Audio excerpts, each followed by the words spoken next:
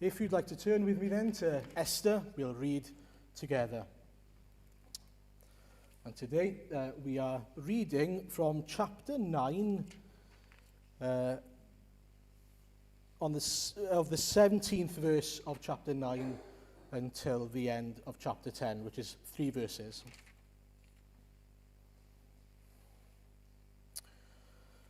Just to recap, if you remember, when Glyn was preaching, I think a couple of weeks ago now. Am I right? Or was that last? No, yes, a couple of weeks ago. It was Windhew's last week, wasn't it? There we are. We looked at chapter 9 and the triumph of the Jews over those Persian enemies. And so that's what we looked at there. And I'll read now from, moving on from that, verse 17 onwards. This happened on the 13th day of the month of Adar. And on the 14th they rested and made it a day of feasting and joy. The Jews in Susa, however, had assembled on the 13th and 14th, and then on the 15th they rested and made it a day of feasting and joy. That is why rural Jews, those living in villages, observe the 14th of the month of Adar as a day of joy and feasting, a day of giving presents to each other. Mordecai recorded these events, and he sent letters to all the Jews throughout the provinces of King Xerxes, near and far, to have them celebrate annually the 14th and 15th days of the month of Adar, as the time when the Jews got relief from their enemies, and as the month when their sorrow was turned into joy and their mourning into a day of celebration. He wrote to them to observe the days as days of feasting and joy, and giving presents of food to one another and gifts to the poor. So the Jews agreed to continue the celebration they had begun, doing what Mordecai had written to them. For Haman, the son of Hammedatha, the Agagite, the enemy of all the Jews, had plotted against the Jews to destroy them and had cast the pur, that is, the lot, for their ruin and destruction. But when the plot came to the king's attention, he issued written orders that the evil scheme Haman had devised against the Jews should come back on his own head, and that he and his sons should be hanged on the gallows. Therefore these days were called Purim, from the word pur. Because of everything written in this letter, and because of what they had seen and what had happened to them, the Jews took it upon themselves to establish the custom that they and their descendants and all who joined them should without fail observe these 2 days every year in the way prescribed and at the time appointed. These days should be remembered and observed in every generation by every family and in every province and in every city. And these days of Purim should never cease to be celebrated by the Jews, nor should the memory of them die out among their descendants. So Queen Esther, daughter of Abihail, along with Mordecai the Jew, wrote with full authority to confirm this second letter concerning Purim. And Mordecai sent letters to all the Jews in the 127 provinces of the kingdom of Xerxes, words of goodwill and assurance, to establish these days of Purim at their designated times, as Mordecai the Jew and Queen Esther had decreed for them, and as they had established for themselves and their descendants in regard to the times of fasting and lamentation. Esther's decree confirmed these regulations about Purim, and it is written down in the records. King Xerxes imposed tribute throughout the empire to its distant shores, and all his acts of power and might, together with full account of the greatness of Mordecai to which the king had raised him, are they not written in the book of the annals of the king of Media and Persia? Mordecai, the Jew, was second in rank to King Xerxes, preeminent among the Jews, and held in high esteem by his many fellow Jews, because he worked for the good of his people and spoke up for the welfare of all the Jews. Amen. Well, now that we come to the end, this is it. This is the finale of the series. This is the end of the book of Esther. Just to remind you, as I said then, we've looked at the victory. The victory has been won by the people of God, but really by God himself. That was very clear to us. It wouldn't have been them, it was fear of Mordecai's God, not Mordecai himself. But now then, we move on. What happens next? Usually you'd think, well, there we are, that's it, the story finishes. But that's not what happens here. You'll notice they establish a feast, a celebration. After a victory, there's a party. Now this is very important. The question we're going to deal with today, if we can have the graphic up, Mark, is where is God after the victory? He's given his people victory. Where is he now? What position, what place do the Jews give him now? And this is a very important question. And we hopefully will see as God kind of deals, as they deal with the response to the victory, that they do put him centrally in their lives, that they do give him honor, they give him glory. They want to praise him for what he has done. And so Glyn mentioned something of this last week. If you remember, he mentioned the point that on the first month then, they would celebrate Passover. And then on the last month, the 12th month, another festival was established here, Purim. Now, I've got a calendar for us in the next slide, if possible. Mark, this is the Jewish calendar, and you'll notice it's different to our calendar. And so it begins between March and April. And so it's a little bit different. So try and understand now, Nisan is their first month, and Adar is the last one. It's a little bit confusing, but I thought that might help us to understand how many things in the Jewish calendar God gave his people instructions, clear instructions to celebrate all these things with the same purpose in mind for each and every one of us, really, to remind them of what he's done. And so that they can celebrate, remember, and give him glory. Now, the first thing I'd like to speak about tonight is the fact that God's timing is intentional. What we see here, and it was very helpful that Glyn mentioned it a couple of weeks ago, is that all these points in time in the calendar are there for a reason. They don't all come at once, they're not all over the place, but from the first month to the last month, the Jewish people were to celebrate and remember, what did God do? What did God do? And so they were teaching each other, they were reminding each other, and they were celebrating and giving glory to God from the first month. So on the first month, it was Passover. They were remembering God freed us. We were given a fresh start. We used to be slaves in Egypt. Now we're given a fresh start. We are a new people almost. We now get to live and serve God. We get to walk towards the promised land. That was who they were now. And they were celebrating the freedom God gave them. And now then, on the last month of the year, we have Purim, which reminds them of who God is. He is a God who kept his word. He kept his covenant. He delivered his people. Did you notice that in chapter 9? It points out the fact that God delivered them. It wasn't them, but God. No, he didn't say the word God. It was obviously God who did it. And so through Mordecai, deliverance came. Through Esther, deliverance came. But it was the work and the hand of God. And so they were reminded of who God is and what God has done. It was great that, in fact, Geraint prayed earlier on that we would be refreshed and that we would be reminded of who God is and what he had done for us.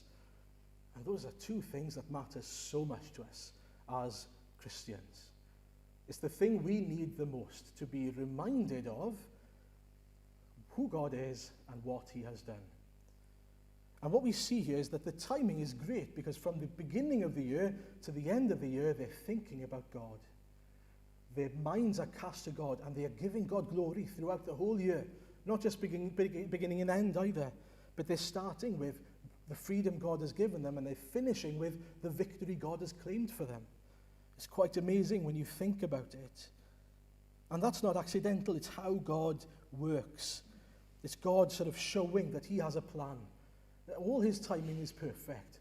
And so if you were a Jew, you'd be remembering these things all the time, being reminded constantly, look at what God has done back then, there, here, everywhere. History is peppered with God's hand, with God doing amazing things. And we should be just like that, looking at our own lives and celebrating. Our birthdays should be a celebration. That's another year that the Lord has kept us. It's testimony to God's faithfulness. Celebrate, feast, but not because of you, but because of God, what he's done for you. And all the other sort of celebrations we have, and all the other opportunities we have to celebrate. So God's timing is perfect.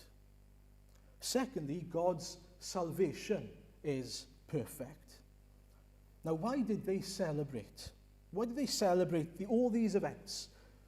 They all have the same purpose, which is to give glory, to celebrate, to remember, and if you noticed at the end of chapter 9, to teach generations to come about the works of God.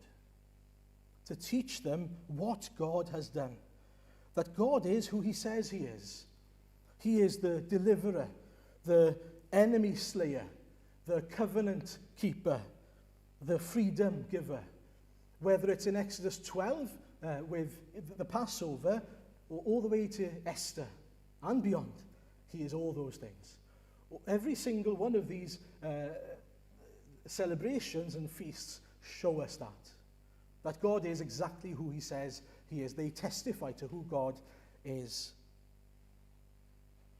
As the World Cup goes on, there's still an argument about who the best player is at the moment.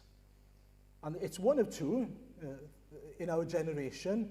Who wants to guess who the two... it's always the same argument. Ronaldo and Messi. See, I don't have to say anything. They know. Ronaldo or Messi. Which one is the best? It's Messi. And someone else is going to say, it's Ronaldo. You see, you can't say that one is head and shoulders above the other. They're both extremely good, probably better than all the rest, but they're not necessary. You can't show they're the best. And so one person will praise one of them, and another person will praise the other. But when it comes to God, there's no one like him. He is head and shoulders above anyone and everyone else. That's why he is the King of Kings and God of gods. When we think of the work of God, and especially when we think of Jesus Christ, he is what people would say today, the GOAT, the greatest of all time. There's no one like him. No one comes close to him. No one can do what Jesus has done. And so when they celebrate Purim, they are reminded there's no one like our God. He is the God that brought the Persians to their knees. 127 provinces to their knees. That's our God. He is the one who sent the angel of death to deal with our enemies in Egypt. That's our God. There is no one like him. And then we think, if that's what Purim is like, let's look at Jesus. There is no one like Jesus. And so God did an amazing thing there. But we should be looking at Jesus and seeing what he has done for us. As I said earlier, he is our freedom giver, covenant keeper, enemy slayer, eternal deliverer. There is no one like him. Have you seen that for yourself? Do you give him glory for it? Do you celebrate him and his work for you? There is no one close to the one who made us, who loved us, who saved us, who's claimed us as his own, who's given us new life, who's clothed us in perfect righteousness. There's a verse, one of my favorite verses in Acts chapter 4, verse 12, you know it, salvation is found in no one else, for there is no other name under heaven given to mankind by which we must be saved. Jesus is the key. And the reason why is because he is the perfect, sinless Lamb of God who died for us. And so, just like God was their only hope in Esther, Jesus is our only hope today. And Mordecai trusted in God, didn't he? We learned that in chapter 4. If you remember, he said to Esther, if you remain silent at this time, relief and deliverance will arise from somewhere else, from another place. How could he say that? How could he be so confident in saying that, because he trusted that God was going to deliver, whether it was through Esther or by another means. There was a trust that God is who he says he is, that he is the one who will deliver. And the same for us then. As we come to the Lord Jesus, we put our trust in the one who is who he says he is. The one who can deal with our sin, the one who can forgive, the only one who can deliver. And then we celebrate. Just as the enemy was defeated in Esther, Christ has defeated the enemy, Satan, of course. What do we do after the victory? We celebrate, we feast. That's the Lord's Supper, isn't it? That's what we do. We remember, we celebrate. We bring to mind what God has done in Jesus Christ. We come and we celebrate, we remember, we proclaim, and we give him glory. They celebrated Purim, and it's a very interesting festival. They still observe it today, probably a little bit differently to what it used to be. Apparently they fast before the day before Purim.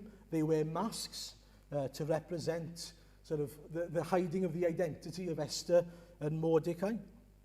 They have, do you know those things that you rattle around, you spin around, and they make a noise? Are they called noisemakers or something like that? I don't know, they're very annoying anyway. Every time someone mentions Haman, they swing it. They make a noise. It's like saying, boo. Great. And they even have these little treats called Haman Tashan, which are sort of to remind them that Haman was defeated. And that's great, isn't it? They come and they celebrate, and as they celebrate, it reminds them. It reminds them that God was merciful to Esther and Mordecai, who hid who they were. It reminds them that God heard their cry as they fasted. It reminds them that there's an enemy who should be known and identified as an enemy. That we know that Haman was the enemy, and they say boo to him. Just like we know that Satan is the evil one. And then it reminds us of the victory against the enemy as they feast on that cake. Now, Purim is there for the sake of the Jews, especially for the sake of God's people, reminding them of who God is. But it's also, surely, a shadow of the gospel. It points us to Jesus, to the ultimate salvation of God's people. Because in exactly the same way, God turns the tables on the evil one, and he gives victory and relief and deliverance to God's people. Satan, when Jesus was on the cross, Satan thought he was winning. But he was completely wrong. He thought he'd defeated God, just Jesus there on the cross. But he was so wrong. As Jesus was dying there on the cross, he was victorious. He turns the table. And then we think of deliverance. Because he died for our sin, we are delivered. We are saved by his wounds, by his death. And so when we think about Purim, and when we think of all these other festivals, they should be always pointing us to Jesus. They should always be pointing our hearts and minds to the ultimate deliverance in Jesus Christ. Because it doesn't compare. You see, Purim is about a temporal victory. A victory for a time, for a generation. But the gospel is for eternity. It's an eternal salvation. It's an eternal victory which affects all of history. And we get to say that matters because not only did it save those people at that time, the death of Jesus saves you today. It matters to you today. It is the most important death and resurrection, the most important celebration in history, that we get to feast at the Lord's Supper, at the Lord's table. What a privilege. What a joy that we get to come and remember who God is and what he has done for you and me. Are you thankful? Are your hearts full this evening? They should be. We should be dancing on our chairs, not literally, spiritually, in our hearts. We should be so full of joy because of what Jesus has done for us. Just like they were so thankful at Purim, we are thankful at the Lord's Supper. What God did was amazing and continues to be amazing and will be amazing and will be praised for eternity. And that brings me to the next point. We need reminders. We need reminders in our lives because we are forgetful people. My memory is terrible. If you know me, you know this. You can tell me something and by the end of the day I've forgotten it. And so I've got lots of methods. If I'm in my study, I'll write things down on a piece of paper. Now that's a big mistake because then you know what I'll do. I'll lose the piece of paper or stuff it in a book as a bookmark or something like that. Plan B is to put something in my phone. If I put it in my phone, there's a chance I'll remember it. The third option is to write something on my hand, which I'm sure I'm not supposed to do, but I do it, and yeah, I've got something on my hand now, so and that might work a little bit better. But the point is still the same. We are forgetful people. Not only do we forget things, but we forget the impact that people have on us, especially the impact Jesus has had on us. We can lose sight easily as trials come, as difficulties arise of who Jesus is and what he has done. And so, it's almost as if God knows that. And what does he do? He establishes festivals, celebrations, things to remind people. Just like he's established this for us. Just as we have a Sunday that we come together to remember and to celebrate and to worship Christ. The Lord's Supper to do the same. To come back to the foundations of the gospel. If I asked you, what did you have for lunch on Friday? Who could tell me? I'd be very impressed if you could. I'm not expecting you. But I'll tell you this. If I asked Hannah and Joseph what they had, my kids, for lunch on Friday, they could tell me. Do you know why? Maybe someone else in school could tell you why. What's on Friday in school? Chips, beans, and usually I think some sort of fish fingers. Am I right? In our house, and I think in the school, they call it Fishy Fridays. And so if you asked Hannah and Joseph, what did you have for lunch on a Friday, even a month ago? They could tell you, Fishy Fridays. Why? Because they have it every week. They remember. That's why having order, having things regularly in our church calendar, which points us to the cross, which points us to the saving work of Jesus, it matters. It helps us to remember. And just like they remember Fishy Friday, so much more important is it for us to remember the death and the resurrection, the victory on the cross. And so, it's a reminder, and we need reminders. I want to encourage us all to not only take advantage of these reminders, and of every Sunday as a reminder, but from day to day that we put in place, reminders of who God is and what he has done. Whatever they look like. You know, I mentioned this morning Deuteronomy 6, which says that we should love the Lord our God with all our heart, soul, and strength. And the commandments he gives us should be on our hearts. And then he says, impress them on your children. Talk about them when you sit at home and when you walk along the road, when you lie down and when you get up. What's the point? All the time. I don't think there's any other situation you're in other than sit at home, walk along the road, lie down and get up. That's all the time. And so Jesus should be on our lips all the time. The gospel should be central to our lives all the time. So we never lose sight of the glorious gospel that's brought us to where we are today. He goes on to say, tie them as symbols on your hands and bind them on your foreheads. Write them on the doorframes of your houses, on your gates. And those are the commands. And those commands couldn't save them unless Jesus fulfilled them. But for us then, what we write on our foreheads or on the doorposts of our houses, or our hearts in that sense, is Jesus has fulfilled all those things in my place. He's won and given me all the righteousness that I need.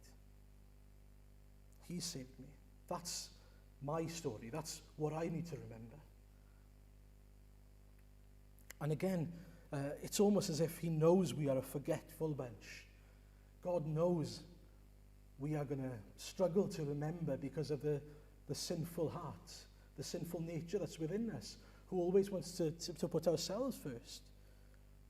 And so my point is this: make every effort to celebrate, remember, and proclaim the gospel. All day, through the day, every day. For the rest of your days, give God glory for what he's done in giving you new life. And finally, I want to bring our attention to Mordecai right at the end. Mordecai here is humble and then is elevated.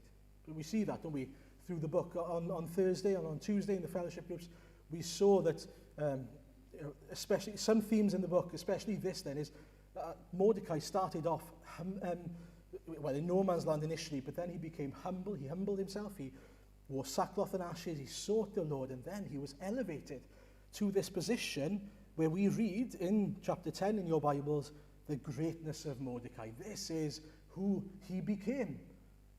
And it's not because of what he'd done. It's all because of what God had done in him. Now, it's a rags to riches story, but it should point us to, and it's a shadow of, Christ. It reminds us of Jesus, of how Jesus humbled himself and became obedient to death on a cross. That he was willing to come and give his life as a ransom to set us free, to deliver his people. And afterward, what happens? He is elevated. He's elevated. At the end of the story, in verse 3, we read, Mordecai the Jew was second in rank to the king Xerxes, preeminent among the Jews and held in high esteem by his many fellow Jews, because he worked for the good of his people and spoke up for the welfare of all the Jews. Now think about King Xerxes for a minute. Why was he a bad king? Why was Xerxes a bad king? Who did he care about? He cared about himself. He lived and acted for his own glory, his own gratification. He loved himself. But Mordecai is different. He was humble and he cared and worked for the good of his people. And it reminds us he is in no way, superior or anywhere near who Jesus is. But Jesus is the humble servant king who came, who humbled himself, and he was willing not just to risk his life like Esther and Mordecai, but to give his life to save us, his people. And in the same way that Mordecai is elevated, but again in a greater way, Jesus is elevated. After he is humbled, we read in Philippians 2, if you remember, that he humbled himself and became obedient to death, even death on a cross. It doesn't finish there. The life of Jesus and what we know about Jesus doesn't finish there. And thankfully, again, Gerard mentioned it in his prayer. It then goes on to say in verse 9 of Philippians 2, therefore God exalted him to the highest place and gave him the name that is above every name, and that at the name of Jesus every knee should bow, in heaven and on earth and under the earth, and every tongue acknowledge that Jesus Christ is Lord, to the glory of God the Father.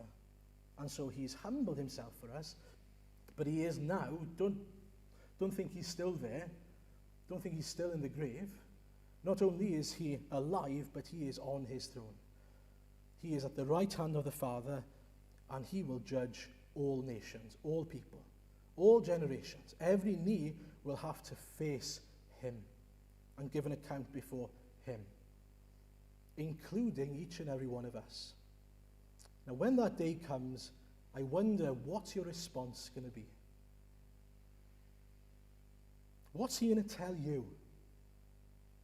Will he say, well done, good and faithful servant? Or will he say, I don't even know you? Because as far as I can see in Scripture, those are the two options. Now that's a sobering thought, isn't it? Something so serious that from the smallest person here, the youngest person here, to the eldest, we need to make sure that we know Jesus as our King, that we are safe in his hands, that you have come to him and sought forgiveness. Now we read about the greatness of Mordecai, but it's nothing compared to the greatness of Jesus. Nothing, nowhere near coming close to who Jesus is, what he's done for us, but also who he is in his perfection. and that he will judge perfectly one day. We've seen that in the book of Esther, haven't we? He judges perfectly. His judgment on Haman isn't harsh, it's right. And if we don't see that, we need to align ourselves with God and his perfection. But one day, when we face him, you will either have to face his wrath or experience his love in its fullness, because you've been accepted by him. And so the questions we must be asking ourselves is, are you forgiven? Are you able to live now saying no to Satan in freedom because he's delivered you from his grasp? Do you have eternal life with Christ? Do you know and enjoy Jesus? Do you celebrate him? As we come to the Lord's Supper, that's exactly what we're going to do. Now, if it's not true for you, don't partake. It's very important that you don't partake. But I do want to ask you this question: why not? Why not accept the greatest gift the world has ever seen, and the greatest gift you could ever experience in salvation, in forgiveness, in new life? And if you have done that, make sure that you celebrate that you put in place those reminders that we spoke about. These festivals are not there by accident. These festivals are there because God knows that his people are forgetful. We are people who can lose sight so quickly. Every day, every Sunday, every time we come to the Lord's Supper, make sure that we celebrate who Jesus is and what he's done for us, for his glory. Amen.